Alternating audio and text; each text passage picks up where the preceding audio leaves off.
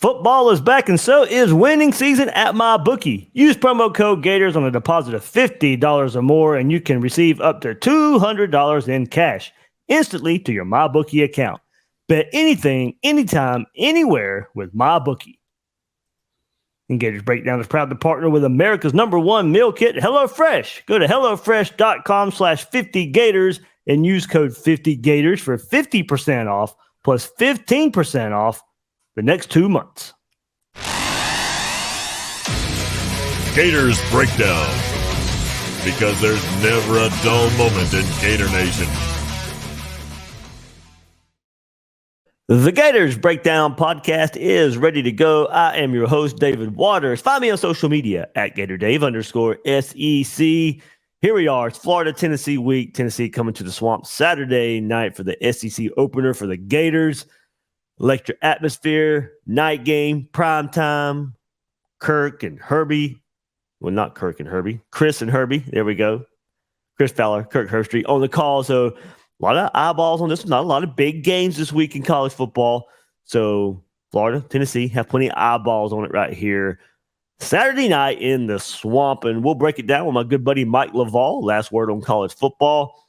Knows Tennessee pretty darn good, and has kind of the same path I've been on. Big time fan, covers the team as well. So you get a lot of good insight there. Look, about Florida. We're going to know about Tennessee after we talk to Mike. And then after that, I'll talk about the matchup between the two teams, between the Gators and the Vols. Everybody hit that like button. Subscribe if you haven't done so yet right here on Gators Breakdown YouTube. Thanks for hopping on and checking out the video version. Hey, if you're listening to the podcast version, subscribe on your favorite podcast platform as well if you haven't done so yet. And of course, hey, big week this week, of course, for Florida victorious. Friday at the Swamp from 4 to 6, the Swamp Restaurant, 4 to 6. If you're a Florida Victorious member, come hang out. Baseball players, basketball players. Get 20% off your first month of Florida Victorious using promo code GatorsBD, and you get access to events like that. There's a freshman series up as well on Florida Victorious where you get to hear from these true freshmen. The 96 Club is having their event Sunday at Spurrier's Restaurant. So if you want to join the 96 Club, you can take part in that as well. Hang out with some of the 96 National Championship team Sunday at Spurrier's. All kind of stuff going on with Florida Victorious this week. Link is in the description to join. And of course, Gators Breakdown Plus. Hey, you get to have some of those chats with us. You get ad-free episodes, access to that Discord server, extra episodes as well, Q&A, all that good stuff right there. Gators Breakdown Plus, link is in the description to that as well. And here we are again on Gators Breakdown with an opponent preview, and joining me this week to preview the Tennessee Volunteers, my good buddy Mike Loveall from Last Word on Sports. Been a little bit of gap since he's been able to join us here on Gators Breakdown to talk Tennessee, and now he's back at it.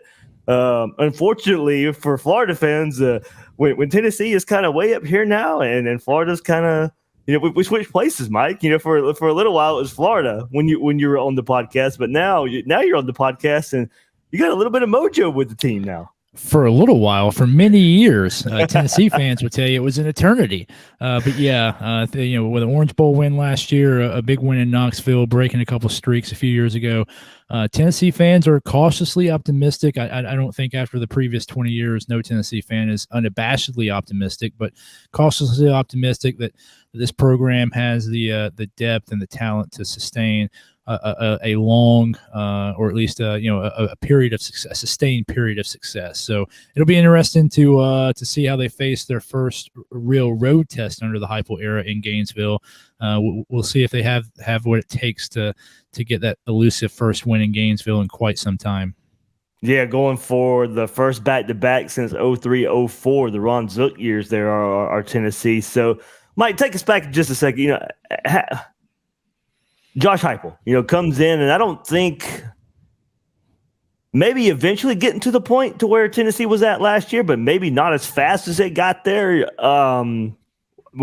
It probably put a little bit of a fast track on it. Anything not as good as last year will probably be a little bit of a disappointment. But, just take us back to last year and the kind of where the program is at now and this turnaround that he's led. Was it surprising how it all came together in year two and maybe now piecing it together and building on that? I think for Vols fans, it was unexpected. But I think if you look at the landscape of college football, you see these good quality coaches come in, and the turnarounds aren't very long. Mm-hmm. I think Deion's an exception at Colorado, but if you look at some other good solid hires, to really effectively turn a program around, it really only takes 2 or 3 years, particularly in the portal era when you can re-engineer your roster in an off season. Specifically for Heupel, I think there was a lot of after, like I said, after a decade of dysfunction and really 20 years of disappointment for Tennessee fans, you look at Heupel, he's coming out of UCF, not necessarily a big name. You look at the stats at UCF, they kind of regressed the 3 years he was there.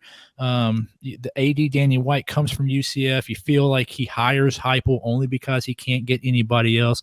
But if you look at it in retrospect, you really shouldn't be surprised because the turnaround in this day and age happens pretty quick. The best thing Heupel did, and Heupel didn't do it, was to get Hendon Hooker on the roster. Tennessee had a lot of talent last year, particularly at the skill position. Guys like to play in the Heupel-style offensive players because you're going to get your numbers. But, Hendon Hooker was able to cover a lot of things, much the same way Joshua Dobbs was in the Butch Jones era. I think this year, there's a lot more talent across the board. But Josh Heupel in a system with a guy like Hendon Hooker, who doesn't have maybe the marketing aspect to him. It doesn't have the flash of a Caleb Williams or the big arm of like a Josh Allen or something. But he can throw the deep ball effective. He's super accurate and he can get some yards on the ground when he needs to. So a guy like Hooker, I think with the Heupel offense, if you get the right people in the right spots, it can be incredibly effective. So Heupel, I think, has a good system. It tests the other team. I've been a fan of Heupel in the last 2 years. His coaching is clear and apparent. The game plan is good. If you look at the first quarters of last year, Tennessee was very successful against its opponents, and that's game planning. And then if you look at a guy like Hendon Hooker, he can't be overstated. How important he was to that program last year. Why Virginia Tech let him go, I don't know. Maybe he's not a practice player. I don't know, but he was able to run that off. It was the perfect fit. So was it surprising? Yes, because Tennessee fans were used to 2 decades of dysfunction at some point. But it started clicking, and it was just a perfect fit. And to be quite honest with you, I think Heupel has a roster that is set up for sustained success. So yes, it was a pleasant surprise. I think Tennessee fans enjoyed it, and I think they're looking forward to a period of sustained success going forward. Yeah, that would certainly get started on the right track of getting, like you said, that elusive win in Gainesville. We'll see, what happens there on Saturday. And look, it won't happen unless Joe Milton, comes to Gainesville and probably puts together a good game here in the Swamp. And where are you at with him? Of course, you just mentioned everything Hendon Hooker meant to the program, and now it's a transition to Joe Milton. And transferred from Michigan, had his shot early on, lost his job, and now gets the job back when Hooker leaves. How much can he prove on Saturday? Yeah, I mean, this opponent breakdown is going to be really easy for Gators Breakdowns fans. This game rides on Joe Milton's accuracy, period, end of story. If Joe Milton's accurate on Saturday, Tennessee's going to win the game. That's just the bottom line. If Joe Milton's not accurate on Saturday, Florida has a really good shot of winning the game. The bottom line this game relies on Joe Milton's accuracy.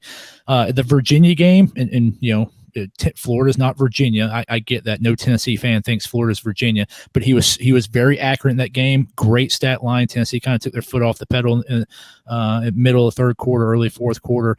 Last week, however, against Austin Peay, he was not super accurate. Couple drops as well. But Joe Milton coming out of Central Florida, just outside of Orlando, I believe, playing high school ball, going up to Michigan. If he's accurate against the Gators defense, if he has time and he's accurate, Tennessee's going to be able to get that elusive victory. Where am I at on Joe Milton? Here's the thing with Joe Milton. I like him. I'm all about him being QB1. Great kid, great character. all the arm talent in the world. I'm telling you, when it comes to just pure arm talent, he's a top 10 guy in the world, like Aaron Rodgers, Josh Allen. The guy can throw a football literally 85. Almost very similar to what we talked about Anthony Richardson for Florida last year. Yeah. The guy can throw the ball 85 yards in the air. Just an incredible arm. It looks like a flip of the wrist. I've been watching football a long time. That guy is all the arm talent in the world. He's just got to put it together on the accuracy aspect, the short passes. I'll tell you, Austin Peay played a too high safety look. I think Florida would be wise to play the same thing to force the reads down into the middle of the field, short patterns. It's because it really comes down to his accuracy. If he can execute those passes, Tennessee's got the talent on the outside. They're good enough on the offensive line to give him 3 seconds a pass through. And I don't think the Florida offense can keep up with the points Tennessee can put on the board if Joe Milton's accurate. So that's where I'm at with Joe Milton. It's really his season. Nico Iamaleava is not ready yet, I don't think. We'll see. He got in a little bit in the Virginia game, but it's really Joe Milton's season for him to do as well as he can do. And he's one of those guys. He's got the potential to end up on the stage in New York in December if he can just put it all together, all the talent in the world. He's just got to put it together. He's got to put it together on the field. Maybe he's ready. We'll see. This will be his first test of this season. He's been tested before. He started 2 years ago. Got a little bit hurt. He came into the game 2 years ago. They're in Gainesville after the Hendon Hooker injury. Remember that, and really enjoy Gators Breakdown hosting me at the tailgate there. But this will be his first test of this season. And he's a streaky guy. So, it'll be important for Gators fans to watch how he goes on that first 1 or 2 possessions. If he starts connecting, he could be in for a big night. If he's not accurate those first two drives, he's a streaky player. So it might take that Tennessee offense time to get in rhythm. Yeah, I mean, it could look a lot different than it did last year, too. You had Hendon Hooker at quarterback, and now it's Joe Milton. Florida had Patrick Toney at defensive coordinator. Now it's Austin Armstrong, so a lot of newness going on in that matchup. Mike, quickly, any thoughts on his legs? I know probably the first 2 games he hasn't really needed to use them. No self and put him in that situation. If it comes to it, what's can his legs be a factor as well? Yeah, so you mentioned kind of the Anthony Richardson comparison. It's very fair in this case. Joe Milton's a tremendous athlete, just a tremendous athlete. He's probably maybe not as fast as Hendon Hooker, but he's a more powerful runner. So the legs, when it comes down to 3rd and 7, if he can get past the line of scrimmage, he's a guy that can turn 4 or 5 yards into 7 or 8 yards and get that critical first down late in the 3rd quarter, middle of the 4th quarter, that kind of seals the game or gets them in striking distance if he has to. He can make plays with his legs. He's a very strong runner. He's a pretty large guy, again, like Anthony Richardson. This isn't a Drew Brees out there. This is not a 6'1", 180-pound quarterback.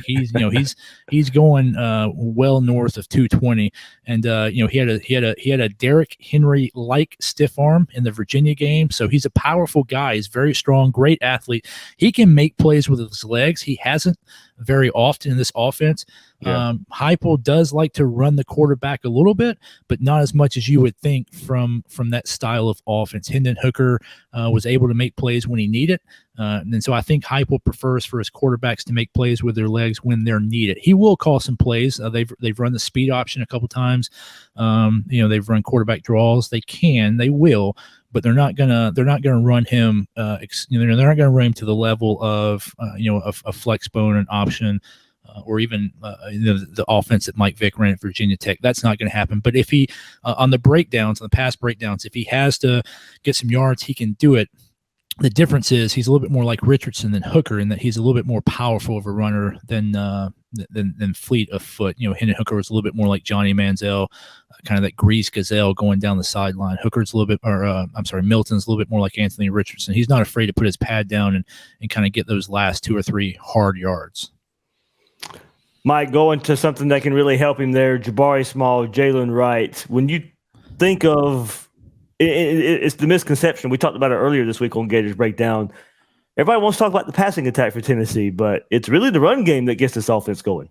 Yeah, Tennessee's got 515 yards over the first two games, almost 260 yards a game. And again, I get it, Austin Peay, Virginia, not great teams, but Tennessee has made a focus on the first two games of establishing the run game. Probably the second biggest difference from last year to this year is having that three-headed monster at running back. You got to be able to rotate three guys in this offense if you want to have an effective run game. All three of those guys, they kind of look the same, and then they each have kind of their own roles as well. Dalen Sampson has really come in down in the red zone. He's a little bit more powerful, the runner of the two. Jalen Wright and Jabari Small can both break the big plays. A real good running back core. I think you'll see Tennessee try to establish the run game early. Again, a lot of people think Heupel's offense is 75% pass, 25% rush. It's not. If you gave him the option, it would be 50-50 down the middle, and he'd look for 152 yards, 200 yards rushing, and 350 yards passing a game. That's how he would draw it up if you let him. That 50-50 run pass split. Tennessee's offensive line, maybe not as good as last year, but I think good enough to establish a run game. It really. And with that, Mike, since you went to the offensive line, it sounds like Cooper Mays is going to be back at center. So, what does that mean for him to be back? But his first start of the season being in the swamp. Of course, he's got the experience, but you'd like to have some experience with your starting five going into your first big road test. Yeah, it's kind of interesting, and Tennessee did this last year a lot. They kind of rotate their guys on the offensive line a lot. So two guys played at center last Saturday against Austin Peay. Cooper Mays obviously coming in a preseason All-SEC, probably their best offensive lineman since they lost Darnell Wright in the first round of the NFL draft last year. It'll be a big boost to Tennessee. Again, they played two guys at center last Saturday. For me, I don't mind rotating your guys on the offensive line if they're guards and tackles. For me, as a football guy, I kind of like consistency at the center position. That the center is super important. He makes the reads he makes the protection reads, unless you're Peyton Manning, then Peyton Manning makes all the reads. But the center makes all the protection reads on most teams.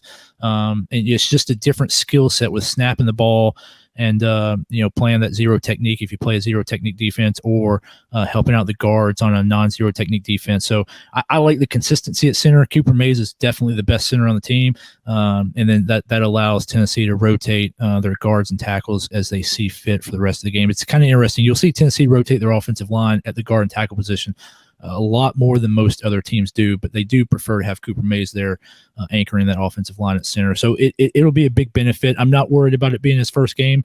He has a ton of experience, comes from a football family. His dad was an All-SEC lineman at Tennessee as well. So I'm not worried about being his first game of the season. He'll be fine there. I just, worry about his health more than anything. Squirrel White, Brew McCoy out there at receiver. Lost some key playmakers from last year in that group, but great performance in the Orange Bowl by Squirrel White to kind of put his name on the map and leading the team in catches so far. It looks like maybe with counting that Orange Bowl and 2 games so far this year might be Milton's favorite target so far. Yeah, well, the reason he's Milton's favorite target is because he's super fast. He can cover those 80 yards in about 4 seconds. So he's the one guy that Joe Milton probably can't outthrow. Tennessee's wide receivers, a very unique group, highly skilled.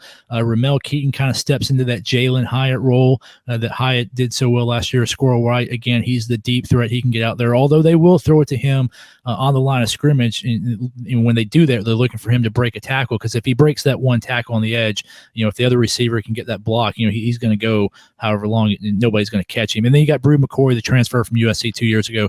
He's a big body. So he's the guy that they look forward to on 3rd and 4 when they got to get that slant for the first down. He's the guy that can go across the middle, catch the ball, and then body his way to a first down. So those 3 guys, Keaton, White, and McCoy, those are the 3 stars. McKalen Castles had a touchdown last week against Austin Peay. And don't forget Jacob Warren. If Florida goes to that too high safety look that Austin Peay used, look for Jacob Warren to be successful across the middle from the tight end position. And then Dante Thornton has a touchdown as well. So of all the positions that Tennessee has, wide receiver is probably their deepest and most talented position, much like it was last year, even though they lost 2 key pieces to the draft. Mike, just to keep it generic when we move to the other side of the ball, hey, look, with Josh Heupel as your head coach, offense seems to be and rightfully so, probably the key point everybody wants to talk about. But that jump on defense from Heupel year 1 to Heupel year 2 was probably even a bigger surprise. You talked about, look, Heupel's got the offensive background. You're probably going to end up figuring offense out along the way anyway. But the jump on defense was probably what took this team as far as they really did. Yeah, well, for sure. I'd argue Hendon Hooker took him as far as it did. Yes. But I told you earlier. You made that point earlier. Yes, sure. But yeah. Sure. I told you earlier that the depth at running back was the second biggest improvement you're going to see from last year's game to this year's game. The single, and it's by far the single biggest difference from last year's game to this year's game is going to be the quality of the Tennessee defense. They look much improved. They just hammered Virginia again. I got it. Virginia's not a very good team. But Tennessee's defense just suffocated Virginia all day long. They did very well against Clemson in the bowl game last year. They certainly weren't flipping burgers. They were sacking the quarterback every other play. So you're going to see Tim Banks' defense. I think Florida fans will notice how much different it is from last year. Anthony Richardson had a pretty good day in the air. I will tell you, if I were Florida, just like on the defensive side, my recommendation would be to play that too high safety look. On the offensive side, if I'm Florida, I would try. Yeah, you got to establish the run game early against that Tennessee defense. I'm going to be honest with you. They're a little bit faster than the Utah defense. Maybe not as big across the board. They do have some size in the middle with Omari Thomas and Kurt Garland. And then they're probably not as good on the back end as the Utah defense, but they're improved in the secondary. And then the linebacker position, Aaron Beasley, he's just I think he leads the nation maybe in tackles for loss, but he's a guy, he's a wrecking ball. He's a little bit undersized for a middle linebacker, but super fast. He's super smart. He's got what they call the football smarts that Aaron Beasley can. He's very good at sniffing out the play and knowing where it's going to go. So he's kind of the captain of that defense. But it's quick. It's big in the middle. Again, not as big as Utah across the board, but big where they need to be in the middle of the defensive line. And I think for Florida, if it were me, I would focus on establishing a tough run game early. And I know, it might not show dividends in the first quarter or the second quarter, but as long as the Florida defense can keep Tennessee from getting too far ahead, establishing that run game and maybe tiring down that defense, which already has to play a lot of plays because of the way the offense plays, I think would be a smart move for Florida. I think I've watched Graham Mertz 2 games now. I'm not sure that he can outduel Joe Milton. So I think he's really going to need an effective run game for Florida to threaten Tennessee in the swamp, and particularly if Joe Milton's accurate. Yeah, that's where I'm at with Mertz. When he was brought to Florida, I was like, you can't ask him to go win a whole bunch of games. And then if Tennessee is rolling, then absolutely. I think Florida, much like last year, Florida didn't run the ball well, but I do think, with Mertz, you're going to have to sustain some drives with the passing game. And Florida's done that the first couple of games against Utah. They just couldn't finish in the red zone. And then last week versus McNeese, and kind of going to your point about Virginia and Austin Peay, we know it was McNeese, but there's a long, sustained drive to keep the offense on the field. And, hey, look, if Florida can replicate that, keep the offense on the field for 8, 9, 10 play drives, that's a win for Florida, as long as they put the ball in the end zone to keep that Tennessee offense on the sideline. But, Micah, is it really just as easy, I think, for both teams looking at this as whoever wins?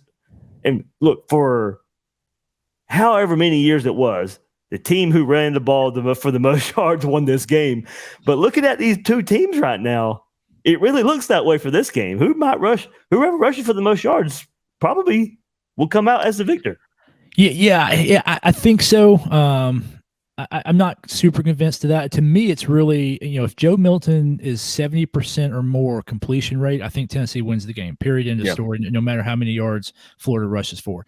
I think the rushing battle comes into play if Joe Milton is under 70% completion. If Joe Milton can't connect over more than 2/3 of his passes, it might come down to who can rush the ball better.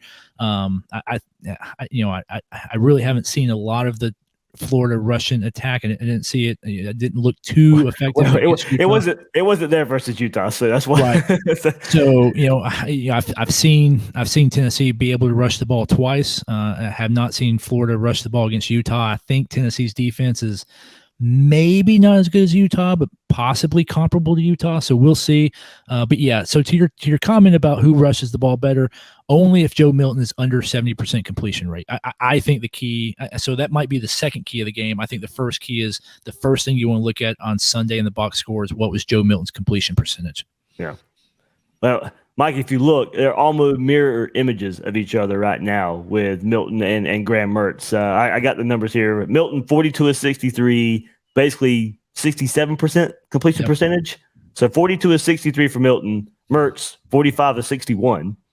He's at about 74%, so about 8 percentage points higher. 6.8 yards per attempt for Milton, 8.6 yards per attempt for Mertz. So, it's stat-wise, Milton's got 4 touchdowns, no picks. Mertz, 2 touchdowns, one pick. But, I mean, look at it there's not a lot of separation when you look at the two. And, look, there's only been 2 games right now. It's a small window that we're comparing. But, coming into this game, that's what we have to look at. So, maybe if one can separate themselves from that stat line a bit, that might get to might get a victory for one of those quarterbacks. Hey, guys, everybody. If you're, I know we kind of sound like a Tennessee love fest now. That's what we do when we have our guest on right here. But Mike will bring it to you. Mike will call it like it is. I've worked with him for years at Last Word on Sports. We even started SEC Breakdown before Gators Breakdown was a thing. Mike, what are your opinions of Billy Napier? Second year. You mentioned the second, year for Heupel being, a lot of times when you see the turnaround, you see it right away. Starts year off, year 2 off, kind of slow with the loss to Utah. Of course, he had to bring it up from Dan Mullen, and he decided not to go heavy transfer route. Decided to go, we're going to build this through high school recruiting. We're going to tear it down and build it back up that way. So that might lend itself to a little bit of a slower pace of a rebuild. But at the same time, we know it's a tough schedule, but there's not a lot of patience in Gator Nation. So how do you assess so far what Billy Napier's done at Florida? Yeah, it's hard. Billy Napier comes from, he's a Tennessean. So, I don't want to be too critical. He comes from the same hometown as actually Watson and Mac Brown, for Florida fans who don't know, a place called Cookeville, Tennessee, home of Watson and Mac Brown. I think Billy Napier is a good coach. I think you hit on it, though. I think what Billy Napier hasn't been able to do at Florida is manage the current era of college football. I don't think he's been able to leverage the portal well. And at a place like Florida, you should be able to manage the portal well. You have a lot of strengths at Florida. It's a solid program. I think you guys have some newer facilities over the last 10 years. So you should be able to go to the portal and get somebody. Graham Mertz is probably a pretty good quarterback. I've watched the first 2 games with him. If you're Billy Napier and you're Florida, having the tradition of quarterbacks you have, I would think you could go get a guy a little bit better than Graham Mertz. Maybe that's a little bit frustrating for some of your fans to hear, but a guy like me who grew up watching the Steve Spurrier era, another coach from Tennessee, which just breaks my heart, but growing up in the 90s and 2000s and seeing that Steve Spurrier offense with Rex Grossman and Jesse Palmer and all those guys who broke my heart year after year after year, I just think of Florida as a place where you should be able to get a top flight quarterback. To go out and get a guy, pry Drake May away from Notre Dame or pry Sam Hartman away from Wake Forest. If it were me, would I rather play in cold, snowy South Bend or would I rather play in sunny Gainesville? That's me. I don't know. Maybe Sam Hartman likes snow. I don't know.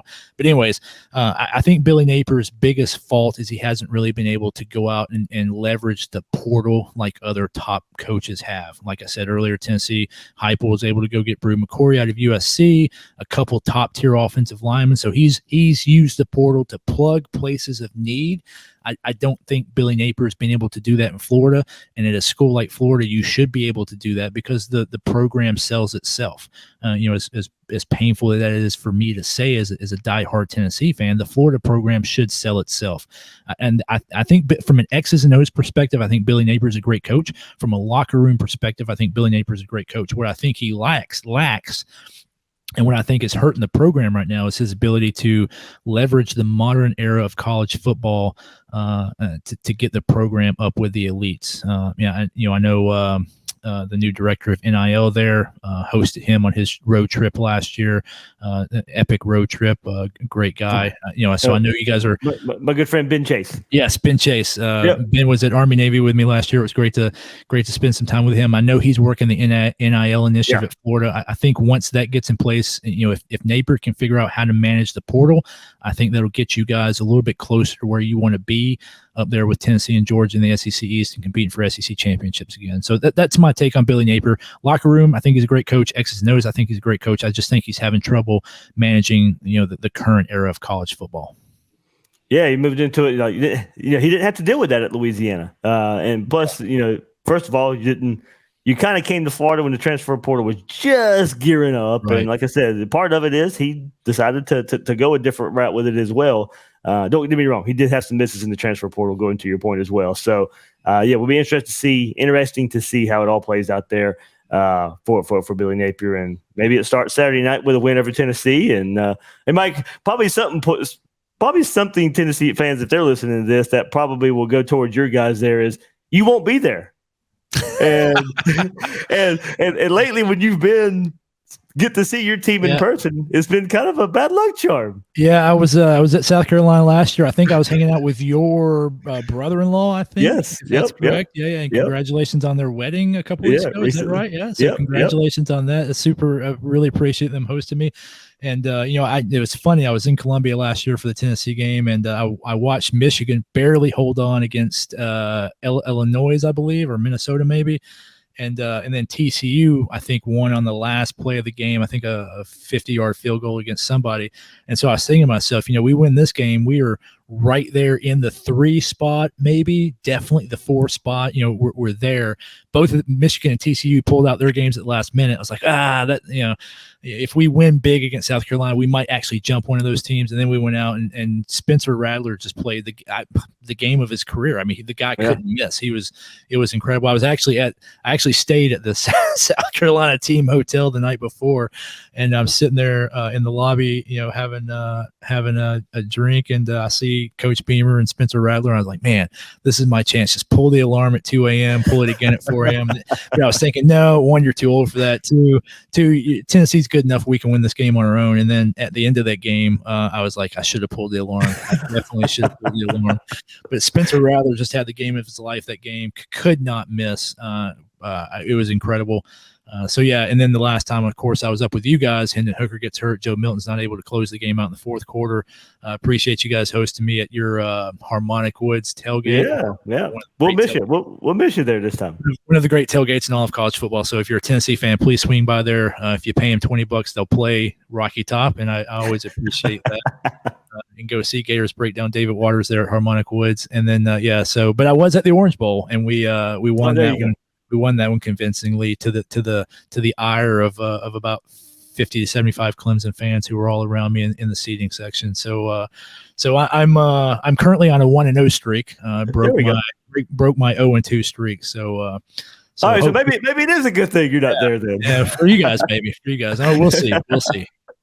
Mike, let us know what you guys got going on. The last word on sports, last word on college football. Your kind of newish role there, not necessarily cover strictly Tennessee anymore, but what you guys have going on there, college football wide. Yeah, please check out Last Word on College Football when you get a chance. Have always had a great working relationship with Dave Waters at Gators Breakdown. Provide coverage of a lot of teams and breaking news in college football. It's a place where you're going to get college football coverage. Honestly, it's not about marketing an individual writer's name or any of the stuff that the big people do now. It's just people giving you honest and honest advice and honest analysis on college football. Check us out, Last Word on College Football. You can always check me out at Mike_LWS.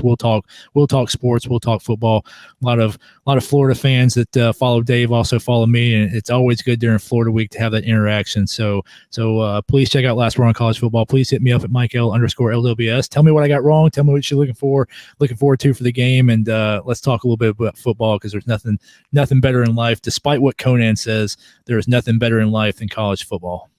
Absolutely. Mike Loveall, Last word on college football, joining us right here on Gators Breakdown, previewing the Tennessee Volunteers as they travel to the Swamp to take on the Gators Saturday night. As a bettor, you demand perfection, and MyBookie delivers. NFL, college football, and a brand new cash-out system gives you options to bet and win all season long. First two legs of your parlay hit, well, then cash out early, use the funds on another bet, or just let it ride for a chance at a bigger payday. Join the MyBookie family for an entire season filled with odd boosts, free bets, and super contests. This season, MyBookie has a no-strings-attached cash bonus that lets you deposit and withdraw quick. Use promo code Gators on a deposit of $50 or more, and you can receive up to $200 in cash instantly to your MyBookie account. Bet your deposit amount once, and you're ready to cash out at any time. Again, that's at MyBookie using promo code Gators to claim your cash deposit bonus today. You can bet anything, anytime, anywhere, only with MyBookie. And Gators Breakdown is proud to partner with America's #1 meal kit, HelloFresh. Hey, HelloFresh, they got it all going for you. If you work a full-time job, you got a family, you need all the time that you can get. Well, Gators Breakdown is bringing you HelloFresh. I mean, look, you need all the time you can get out there. Everybody's busy. School back in session, football season. Well, HelloFresh wants you to have it all. Free time, easy and fresh, tasty food. So they take care of the meal planning, deliver all the ingredients for you. No trip to the store needed. When you need dinner fast, don't call for delivery. Think HelloFresh. Fast and fresh recipes are ready in just 15 minutes or less. Take your pick from 40 weekly recipes that suit your lifestyle, from veggie to family-friendly to fit and wholesome. Right now is the time to join. Go to HelloFresh.com/50Gators and use code 50Gators for 50% off, plus 15% off your next 2 months. That's HelloFresh.com/50Gators. Use code 50Gators for 50% off, plus 15% off the next 2 months. Get your time back with HelloFresh, America's #1 meal kit. Good to catch up with Mike and learn about those Tennessee Volunteers coming to the Swamp right here on Saturday night. Hey, let's get into the matchup. Take a look at some stats right here. Stat comparison. Look, it's only through 2 games, and of course, the schedule not all that tough yet. But here we go. We'll just take a look at what it is so far. Total offense: Tennessee 26th in the country, Florida 40th in the country. Tennessee 477, basically 478 yards of total offense a game. Florida at 453. Tennessee scoring about 40 points a game. That's good for 30th in the country. Florida about 10 less than that, 30 points a game, 65th in the country. Rushing offense, look at Tennessee right there, 4th in the country right now at 257.5, 257, about 258 yards a game basically for Florida. 170 yards a game. That Utah game coming into play there big time. Florida's passing offense, 39th in the country, 283 yards a game, right here from Graham Mertz mostly, of course. And the passing offense for Tennessee, 81st in the country, 222 yards a game. Keep it going there. Touchdown to interception ratio, that's where Tennessee, they don't turn the ball over. Hopefully Florida can turn those fortunes this week. Touchdown to interception ratio, 4 touchdown passes for Joe Milton. No interceptions. Florida 72nd in the country there. 2 touchdown passes, 1 interception. Total defense for the Gators, as I said, playing Utah and holding Utah down. McNeese as well. Florida has the 3rd total defense in the country right now, 191 yards a game. Hopefully that keeps up, of course. It won't be that low, of course, but great start to the season. Scoring defense, Tennessee 23rd in the country, giving up 13. Florida 37th in the country, giving up 15.5 points per game. Rushing defense there for the Gators, 22nd in the country, giving up 75.5 yards a game. Tennessee, 32, 87 yards a game. They're giving up on the ground. Passing defense, Florida 8th in the country, only 116 yards, basically gained on Florida through the air. Tennessee, 46th in the country, 183 yards a game. Keep it going here, of course. Turnover margin. Tennessee sitting at 0. 2 takeaways. 1 of them interceptions. Sacks allowed. Big part of the game here. Florida 90. You got to go back to the Utah game, of course. Florida didn't give up any versus McNeese, but sacks allowed. Florida 95th in the country. Tennessee 26th in the country. Protecting Joe Milton. Only been sacked 2 times. Or one time. Graham Mertz, of course, 5 times versus Utah. Opponent red zone percentage. Tennessee, that's where their defense excels. 19th in the country, 66.7%. Florida, 93rd in the country at 100%. Not great. But of course, McNeese starting in great field position last week for one of their scores right there in the red zone. Utah taking advantage in game 1 as well. Sacks, Florida, 105th in the country. Not great right now, of course. 2 sacks. And then Tennessee, number 1 in the country right now with sacks with 11. Against Austin Peay and Virginia, 11 sacks. They're number 1 in the country, and they're also number 1 in tackles for loss right now. 25 tackles for loss already in 2 games for Tennessee. Very, very active defense up front are the Vols. All right, so for the second straight season, let's get into some of these matchups and players a little bit. For the second straight season, Tennessee is starting a 6th-year senior at quarterback. This time it's Joe Milton. Takes the reins in his first start this season versus Virginia, accounted for 234 yards of total offense, 4 touchdowns. Last week versus Austin Peay, 11 consecutive completions over the course of 2 scoring drives in the second quarter. It took him a while to get going, but Milton is tied for first in the SEC in rushing touchdowns with 3, and that's second among FBS quarterbacks this season as well. Milton is thrown for at least 1 touchdown and rushed for at least 1 touchdown in the same game in 2 straight contests. So starting this season with a passing touchdown and rushing touchdown as well. You heard me talk with Mike. The stats from Milton and Mertz, very similar. Very, very similar. For Milton, 42 of 63. For Mertz, 45 of 61. Milton, 42 of 63. Mertz, 45 of 61. Milton, 429 yards. Mertz, 526. Mertz is 73.8% completion percentage. Milton, 66.7% completion percentage. Milton, 4 touchdowns, no interceptions. Mertz, 2 touchdowns, 1 interception. And for Mertz, 8.6 yards per attempt. And for Milton, 6.8 yards per attempt. So, look, both teams want to run the ball. And look, the quarterbacks don't play the quarterbacks, but there you go. That's just where they're at through the 2 games. Kind of on the different ends of the spectrum. Florida has played the better team so far with Utah.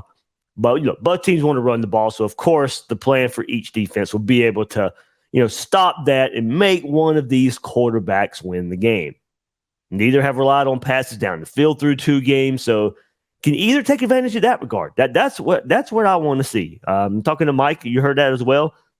Completion percentage is part of that. I also think, average yards per completion, average yards per attempt. How does that end up in this game? I think that might go a long way in determining this. Who can hit the explosives in the passing game? But both teams want to run the ball, of course. Both teams are built that way.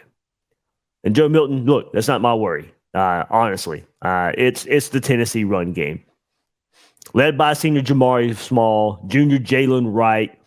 Wright made his first career start in the season opener versus Virginia and did not disappoint. 115 yards on 12 carries, 9.6 yards to carry. All that up last week, 118 yards on 13 carries in the home opener versus Austin Peay. He's sitting at 233 yards and 9.3 yards in attempt in 2 games. Small sitting at 26 attempts for 162 yards, 6.2 average. But don't overlook sophomore Dylan Sampson. 3 rushing touchdowns, 1 touchdown reception versus Virginia. You heard Mike say they got 3 running backs there to use Sampson in different kind of ways. It's Small and Wright as your 2 main backs, but watch if Tennessee gets into the red zone, sophomore Sampson coming in. But if it gets Virginia, 4 total touchdowns. So looking at it, there's Milton, there's your run game. But for Florida, and you watch how Tennessee plays and how they spread you out, look, we know tackling is better. The fundamentals of Florida's defense are certainly better.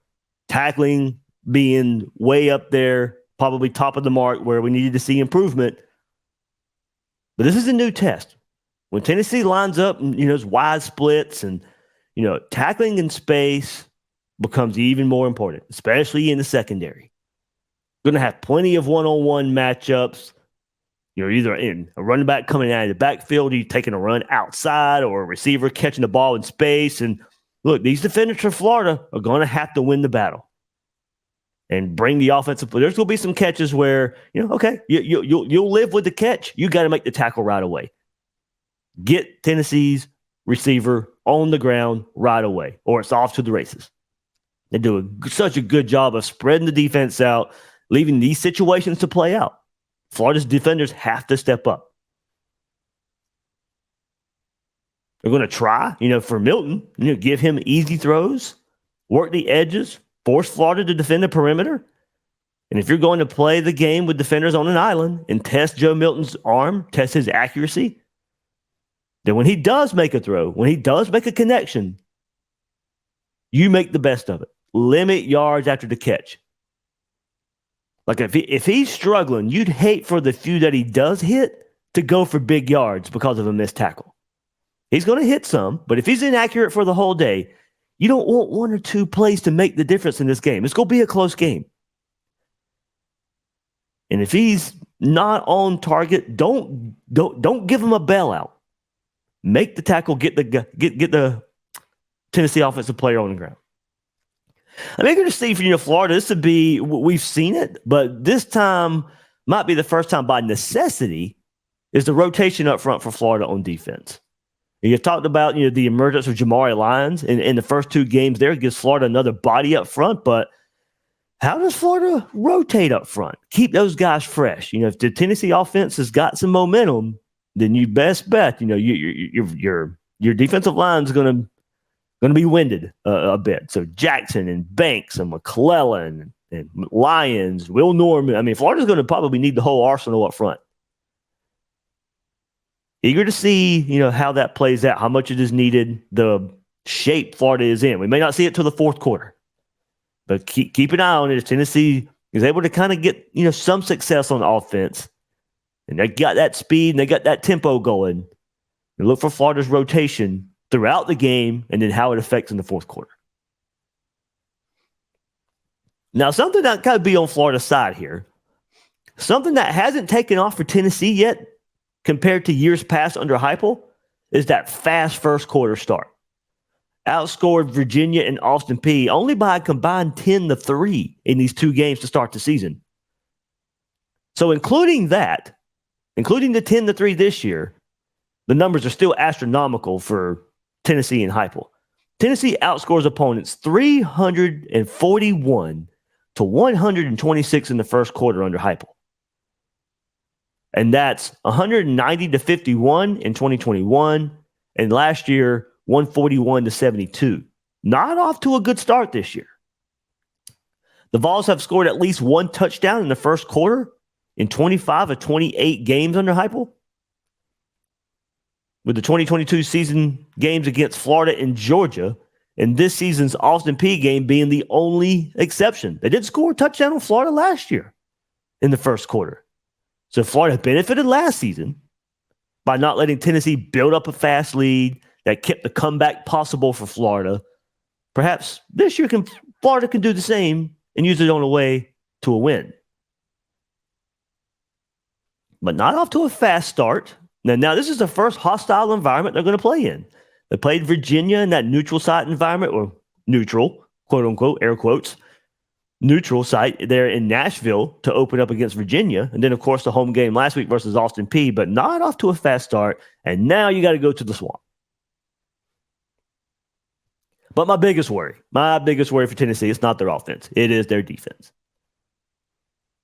The offense gets all the love, but this is the side of the ball that concerns me the most in the matchup.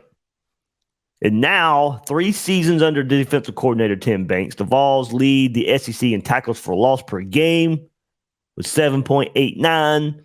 They have amassed 221 tackles for loss and 40 takeaways in the 3 seasons under Banks. That's 2 games this year and the previous 2 seasons.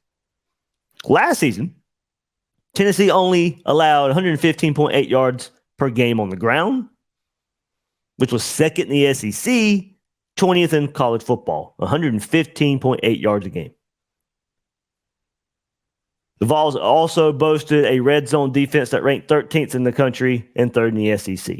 So when you look at this matchup for Florida, Florida likes to run the ball. Tennessee got a really good run defense, or has had. We'll see. This first big test. Florida's had trouble in the red zone. Tennessee, defense, excels in the red zone. Last year, 13th in the country. Off to a good start this year as well. In the season opener versus Virginia, Tennessee pretty much picked up where they left off against that Orange Bowl last year. But against Virginia, 11 tackles for loss. 11 tackles for loss for 44 yards, 4 sacks. Cavaliers managed just 95 yards on the ground, 2.4 yards a carry.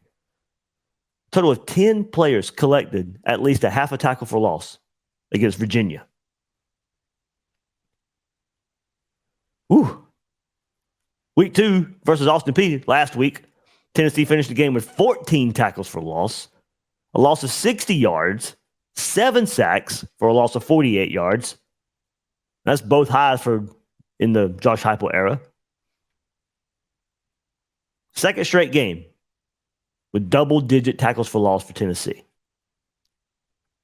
I mentioned that red zone defense for Tennessee, only giving up 1 touchdown and 6 opponent red zone trips this year. Granted, not the greatest of offenses, but we know Florida's trouble in the red zone.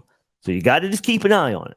Doesn't mean it will play out that way, but something to keep an eye on, something they do good in, something Florida has struggled in. And look, for Florida, you can't settle for field goals versus Tennessee. If that offense gets rolling, you need touchdowns, not field goals. So some players to watch for Tennessee. Up front, let's go Tyler Barron. That's the name to watch for me. 79 tackles, 20 tackles for loss, 10.5 sacks, 2 passes defended, 1 forced fumble in his career. Played in 38 games, made 9 starts. 3 solo tackles, including a sack and a win over Austin Peay last week. And then the season opening victory versus Virginia, a career high with 2 sacks, 2.5 tackles for loss, 3 total tackles. He was the SEC Defensive Lineman of the Week in week 1 with that performance versus Virginia. So very active defense up front. Tyler Barron, a big, big reason for that. And at the second level, linebacker Aaron Beasley led the Vols in tackles last season. Already off to a great start this season. Was against Austin Peay last week. 9 tackles, 8 of them solo, 5 tackles for loss, career high 2 sacks, or tying a career high with 2 sacks. His 5 tackles for loss against the Governors were the most by a Vol in a single game since 2004.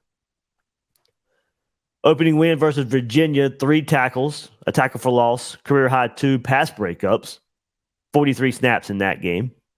He's made 181 career tackles with 27 tackles for loss, 6.5 sacks. Forced 1 fumble, has 3 fumble recoveries as well, 15 quarterback hurries, 5 pass breakups. So dating back to last season, he's just on a roll right now. Beasley, 10 tackles for loss in the last 3 games and 13 in his last 5 games. So that might be needed for Tennessee. Linebacker transfer Keenan Pili transferred in from BYU. Hope I'm saying that name right. Started the Virginia game, but was injured in that game. Won't be available versus Florida. So there's a little bit of an injury update for Tennessee. Stepping in would be likely sophomore Elijah Herring. Herring led the team with 5 tackles versus Virginia. So I'm very interested. There's your players to look out for. How active Tennessee is, the tackles for loss numbers you heard, the sack numbers you heard. How does Florida attack this Tennessee defense? Try come out and establish the run game. That's the best path to a victory for Florida in Billy Napier's tenure so far. one season in 2 games. Florida runs the ball, they win the game. Runs the ball well. Florida only ran for 3.4 yards carry last year versus the Tennessee defense. And after the Utah game, a pretty good defense in its own right, I'm not sure if Florida could run on Tennessee. That's my biggest worry right here. Of course, certainly benefit Florida to get it going. Don't need to get into a pass game shootout. The chances of winning that are slim, given what we've seen from Billy Napier's offense so far at Florida. You can throw for 300 yards, but if you're not running, it hasn't equated to a win. But here's the thing. For me, Florida needs to at least be able to run the ball in short yardage situations in the red zone. Help your red zone offense. Stay on the field by converting short yardage. That alone would be an improvement from what we saw versus Utah. So look and see where Florida is on yardage-wise on third down. Need a lot of third and shorts. Then hopefully stymie that Tennessee havoc rate. If Tennessee gets Florida in third and medium and third and long, if you thought the Utah game was bad with tackles for loss and sacks, it'll be worse with this one. Cannot get in third and long. Need to be third and manageable, fourth and manageable. Stay on the field. Florida may be able to pile up yards once again between the 20s. But in order to score, I think the ground game is going to have to be there. If Florida can't run the ball, that's when everything just struggles. Putting points on the board is a struggle. Unless somehow Florida just starts hitting explosives better. Better than what we've seen. The yak is there. Can the yak turn in to touchdowns? That's something we haven't necessarily seen yet. The 60-yarder, break a tackle off to the races. We haven't seen that. We've seen a lot of yak, but it hasn't necessarily turned into a ton of scores. So the stat to look for, I think, both teams struggling on third down. Just mentioned Florida and their third down struggles, where I think they can help with the ground game, but Tennessee, not much better. Tennessee 8 of 25 on third down. That ranks 108th in the country.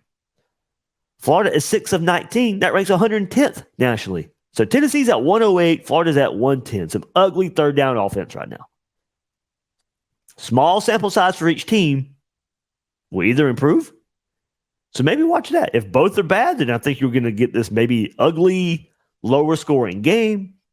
If one team figures out third down, they're probably going to win the game. If the other stays where they're at. If both happen, then maybe we get that shootout that I don't think is really going to happen. But that's the stat I think to look for. Look for third down. All right. Of course, Billy Napier needs this one. I think heading into a game, this is the first time he's had some pressure on him. First year, you get some passes. It's year one. Year two, the plan starts coming together. There hasn't been much to grab on as a fan when it comes to on-field production just yet. And at the very least, Billy Napier, the coach, still has a lot of questions to answer.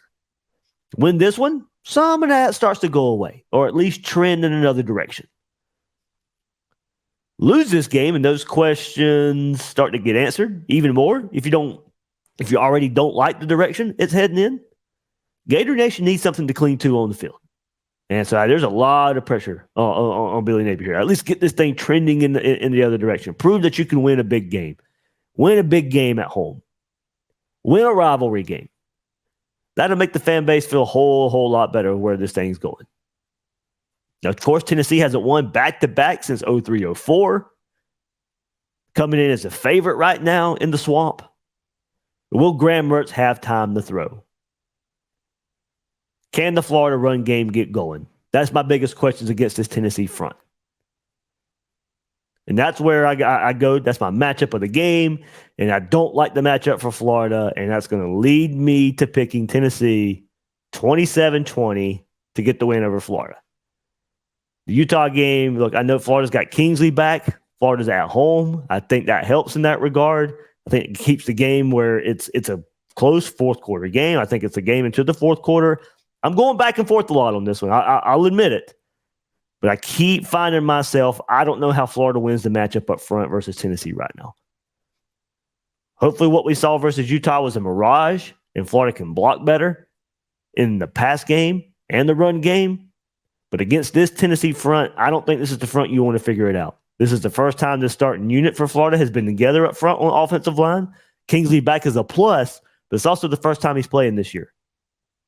And this offensive line is not what they were last year. Had trouble running against Tennessee last year. I know it's a different season, but I think that carries over. Just how active Tennessee is up front, how they get to the quarterback, how they generate tackles for losses. I think Florida's just going to be fighting from behind the sticks too many times. And those deep passes that were, it's the staple of Billy Napier's offense, I don't think are going to be there this game. So can Florida generate some, like I said, short yardage explosives? Intermediate yard explosives? Can you get some yak and those turn into points? I got to see it. I got to see it to believe it. And I think the run game will be better. I don't think it'll be as much of a negative as it was versus Utah. Kingsley getting back there, that helps. Playing at home helps. I think, a little bit of, just makes it easier at home. So I think Johnson and ETN will have a little more success, but I don't think it'll be enough. And I don't think you'll be able to live off the play action with Mertz. And if the run game gets hit, I'm not sure. Still don't think Mertz is enough to go win the game. So that's where I'm going. And look, that's not a hit on Mertz. It's just there's too much pressure or too much history I've seen so far where Florida can't run the ball. They can't win the game under Billy Napier. And I don't think the run game gets going this game. So unfortunately, I hope I'm wrong. I hope you can come back at me on Sunday and you can laugh at me if you want. I'll take it. I'll be a bullet sponge with that. Go ahead. If Florida wins, I don't care what I picked. I don't care that I picked Tennessee. But it's just the way I see it. I think Tennessee's defensive front will be too much for Florida to handle, leading to a 27-20 victory for Tennessee.